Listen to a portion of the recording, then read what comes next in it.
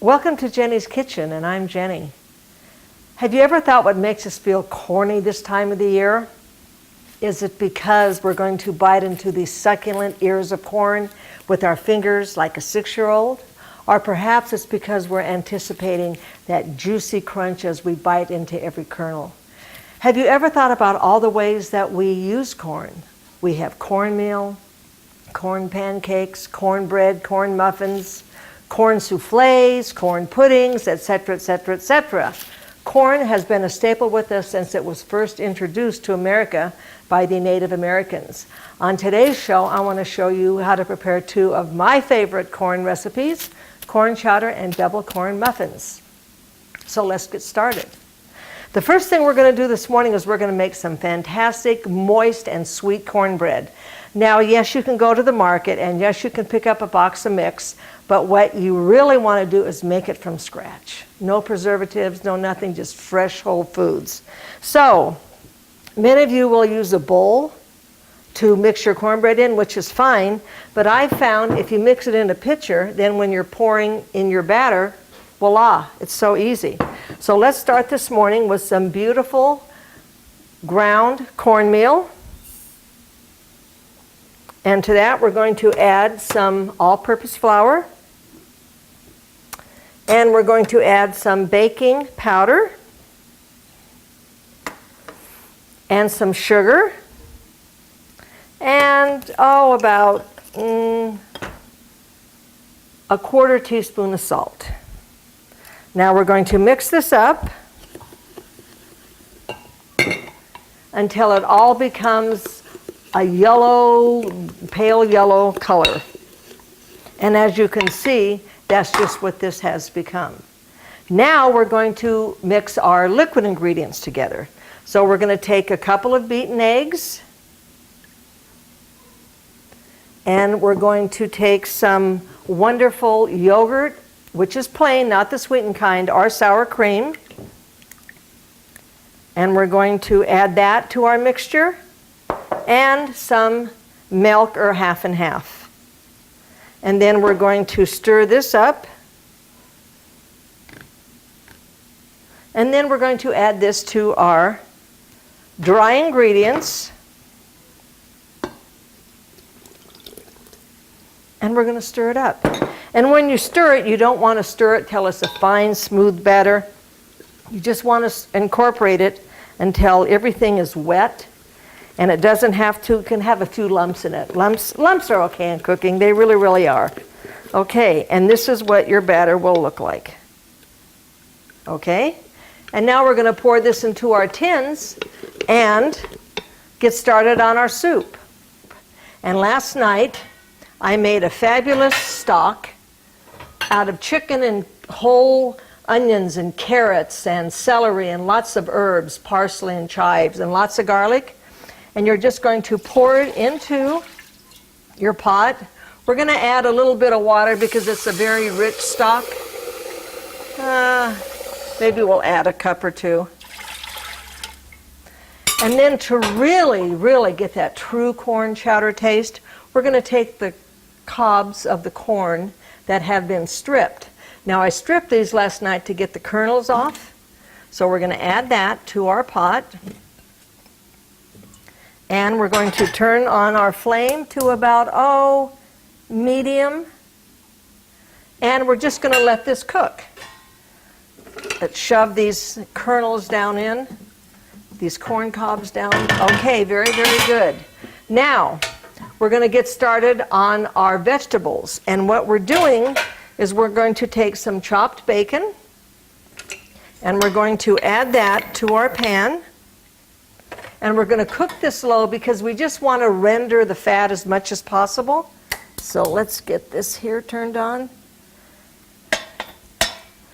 Okay, while these are cooking, we're going to fill our muffin tins. Now, You can use these standard papers to fill your muffin tins. What I like to do is I like to cut cupcake papers out of parchment paper. And what you do is you just lay this flat, lay it on a sheet of parchment, cut around it. You can draw a line first, cut around it, and then you have your own cupcake papers. But today, I just use these. So let's go fill our muffins. I can hear that bacon sizzling. That's a good sign. All right, so the first thing that we're going to do is we're going to fill our cups. Let's put in like a heaping tablespoon of this, of our batter. Or if you want, you can just pour the batter in like I said previously. Now this is a little thick, and you want that to be thick because what you're going to do is you're going to sprinkle in some corn. And my neighbors, the Fishers, bought me a big bounty from their garden, and they bought me these spectacular little peppers. And I want to put in a little bit of the peppers over here. Okay? So let's do this. We'll just slice in a few. If you want to beforehand, of course, you can dice all these peppers up, but I kind of like to work as I go along. And we're going to put these right into this. And now, if you want, you can top the muffins with a little more till you have probably about the muffin filled about halfway. And then what will happen is that when you break open your muffin and all the steam comes out, you'll see that wonderful, wonderful kernel of corn looking right at you. Okay. So anyway, you get the picture on how we do this. Now I want to go back and I want to check our stock and I want to check our bacon to see how it's cooking. Well, let's see here. The top of the handle isn't hot yet, so no, our stock is doing fine. And our bacon, you can probably hear the sizzle. I love the smell of bacon cooking. It's kind of like coffee. I don't drink coffee, but I love the smell of coffee too. And like I said, we're just doing this enough to render the fat. We are not trying to actually cook the bacon. We just want to get a little bit of the fat out. Okay, now I'm going to melt a little bit of butter, and I'm going to add that to our soup. What did we do without microwaves? We only need about 10 seconds on this. You know, I'm not one that cooks in a microwave, but I'm glad I have it for times like this when I just need to melt a couple of tablespoons of butter, or I just want to warm something real quick, you know. But I really prefer to cook everything on the stove. Okay, this has been melted. Nice liquid color, beautiful bright yellow color. All right, let's look at this bacon again, see how our bacon's doing. Okay, we're going to want to add a little bit of our butter to our bacon. Now we're going to add our veggies. We have some diced red onion that we're going to add, and some diced red pepper. And we're going to saute these until they're soft.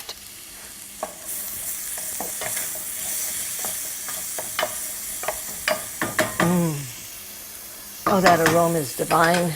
We're going to add a little cracked pepper to this. And a little salt.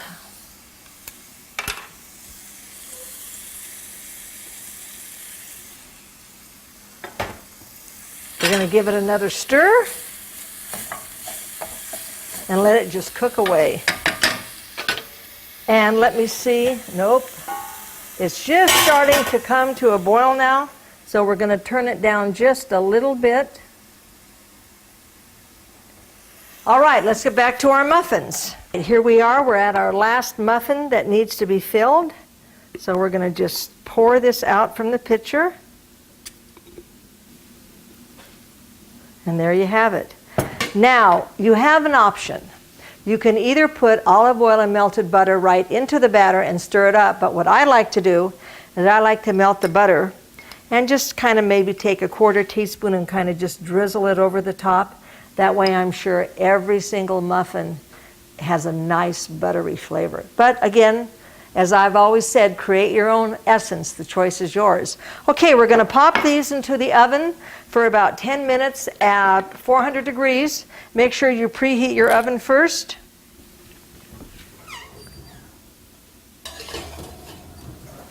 And let's get to our soup.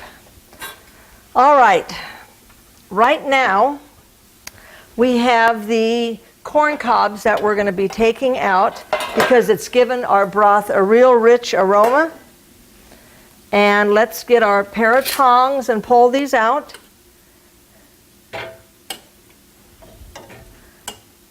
Now what we're going to do once we pull these out is we're going to add some tiny minced potatoes.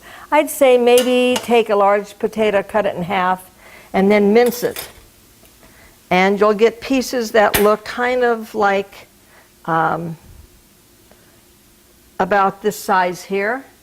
And then we're just going to add these to our soup and continue to cook.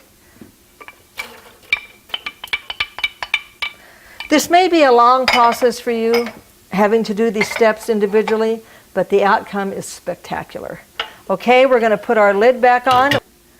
We're going to continue cooking until the potatoes are soft. I'd say with them being cut that small, 5 minutes or so.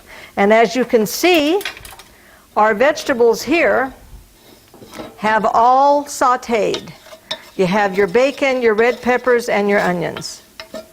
And they're ready to be put into the soup pot the minute that we have our potatoes cooked.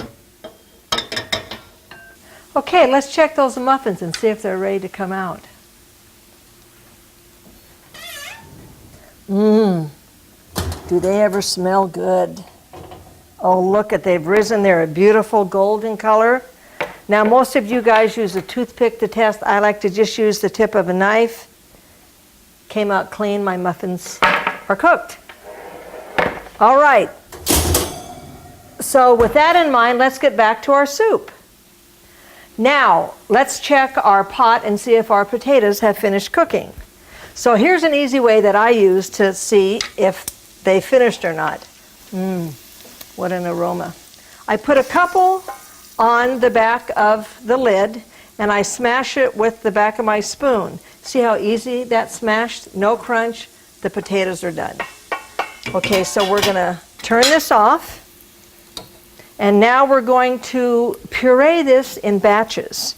So let me pick up the pot and move it over here and take off the top of the processor. And you should let this cool if you need to. It's not a problem. So, but you're just going to basically ladle your soup into the processor, because what we want to do, since we are not going to use a thickening agent in the chowder, the potatoes, when they are pureed, will make the broth somewhat thick. Not as if you would put in a roux or a flour and butter roux or cornstarch with the liquid, but let's do this. Let's dump the pot in. Could take us hours to get this all in if we ladled it all the time, but we're just going to pour it in. We're going to put on the top of our processor. We're going to pulse it a couple times.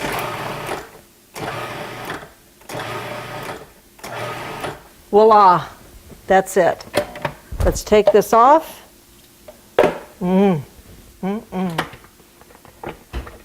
Okay. There we go. I'm going to hold this down so it doesn't fall. Put that back in. Now, we're going to add our vegetables that we've been sauteing to this, to our soup mixture. Now, do you see all this brown color at the bottom of your pan? That's loaded with flavor. And we do not want to lose that flavor. So what we're going to do, we're going to deglaze the pan. Let me turn the heat up a bit. We're going to deglaze the pan with a little bit of white wine.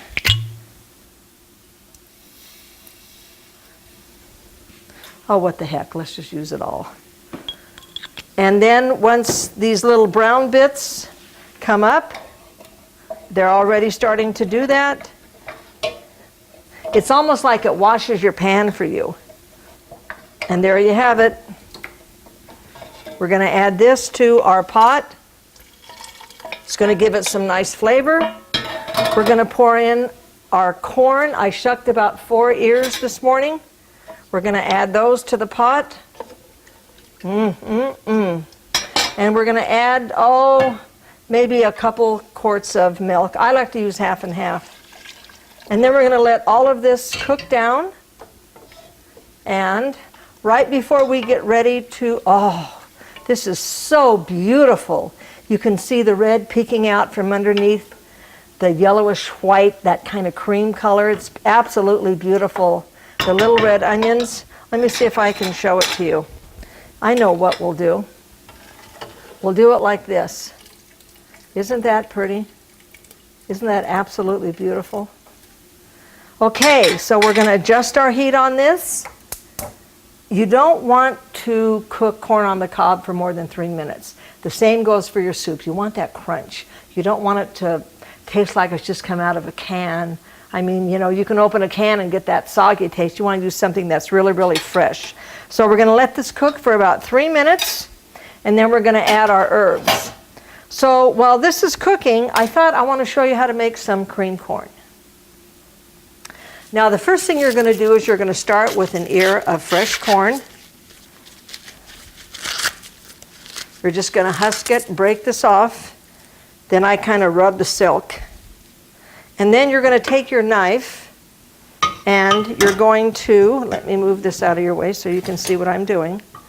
Well, maybe I'll use this. This is a little shallower for you. And you're just going to run your knife all the way down, around. You can start it all the way from the top and go down, but I found that creates a huge mess because then the kernels fly everywhere. And then you're going to turn it over. You're going to put it down. And again, you're going to strip the cob of all the kernels. Do you see what I mean? How the corn is just flying around? Okay, then what you want to do is you want to take your knife and you want to scrape as much of that starch off the cob as you can, because that's what's going to be your thickening agent.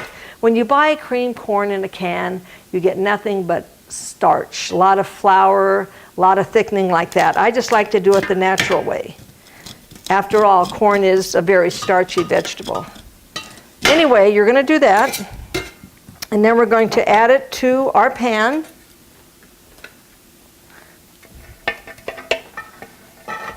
If you lose a few kernels, so what, it's no big deal. You can do as many ears of corn as you want. I figure that you're going to probably serve a couple servings to 1 ear. And then you're going to take a slab of butter, put that in. This is not a low-calorie dish, folks. A little half and half. A little salt. And some cracked pepper. We're going to put it on the stove. We're going to heat it, and we're going to check our soup. Okay, let's get our soup going. Whoa. Looks beautiful, absolutely beautiful. Now's the time to add the herbs. You don't want to add the herbs too soon, because if you do, then you lose a lot of the flavor. You just want that last minute addition. Okay, so my neighbors, again, I said the Fishers brought me over some beautiful chives. We're going to cut a few chives into this. Even though it has the onion, I just like the pretty green against the red and the gold flavors. I don't know what I'd do without kitchen shears, I'll tell you. They're a lifesaver. And if you want to, you can even put a few chives into your cream corn. Create your own essence. Be creative in the kitchen. And if you make a mistake, what's the worst that happens? You start over. Goodness sakes, that's no big deal. And then we're going to add a little bit of this basil here. Let me get this here. We're going to add this to our soup. And a little bit of flat leaf parsley. Now here's the difference between store-bought and flat leaf parsley. Look at the size of these leaves. This is homegrown. Look at how huge that leaf of parsley is. Isn't that amazing? Okay, anyway, we're going to add a little bit of this.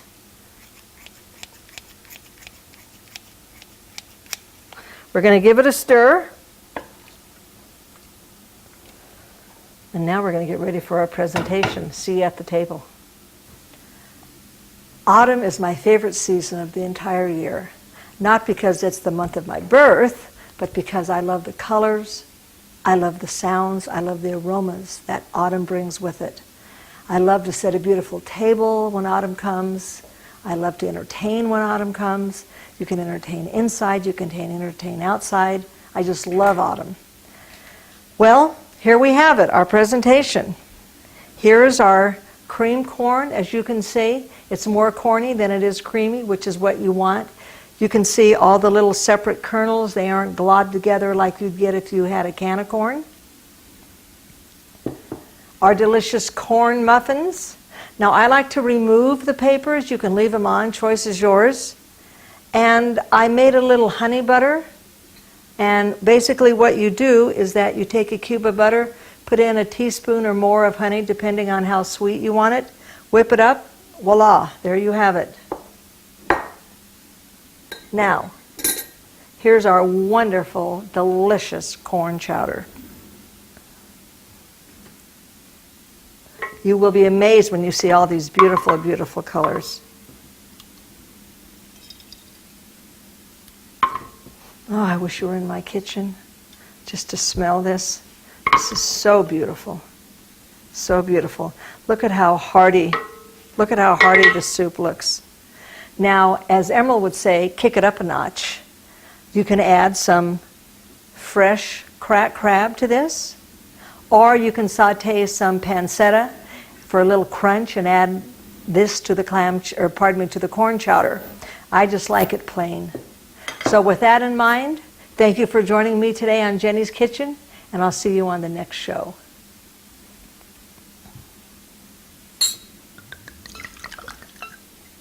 To you.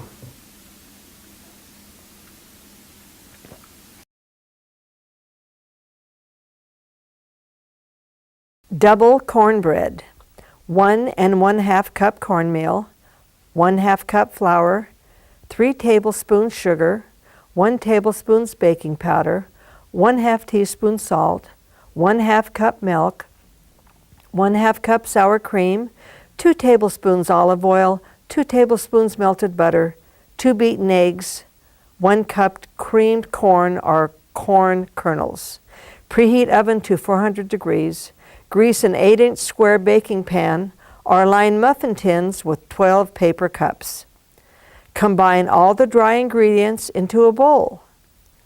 Make a well in the center. In another bowl, combine the wet ingredients, leaving out the corn. Add this to the cornmeal mixture and combine. Then stir in the corn. Place the batter into the prepared pan. Bake the 8-inch pan for 45 minutes and the muffins for 15 minutes, or until a toothpick inserted in the center comes out clean. Remove from the oven and allow to cool on a rack for 15 to 20 minutes. Autumn corn chowder. 4 ears corn shucked, reserving the kernels, 3 cups chicken broth, 1/2 large potato cubed, 1/2 diced red pepper, 1/2 large onion, 4 slices bacon cut into 1/4 inch pieces, 2 cups half and half, salt and pepper to taste, 1/4 cup minced parsley, 1/4 cup minced basil leaves. Optional, 1/2 pound crab meat or reserved bacon pieces. Remove kernels from the cob. Cut the cobs in half and place them in a soup pot. Add the broth and bring to a boil. Reduce the heat to low and simmer for 20 minutes. Remove the cobs from the stock and add the potatoes and half the reserved corn. Bring to a boil and reduce heat to medium. Cook for about 10 minutes. Allow to cool slightly and puree in batches. Stir in the half and half, set aside. Sauté the bacon until the fat has been rendered, about 5 minutes. Add the onions and peppers, cooking until they are wilted, about 10 minutes. Add these to the stock and heat until hot. Season the mixture. Just before serving, stir in the fresh herbs. Top with crab meat and/or bacon. Serves 4.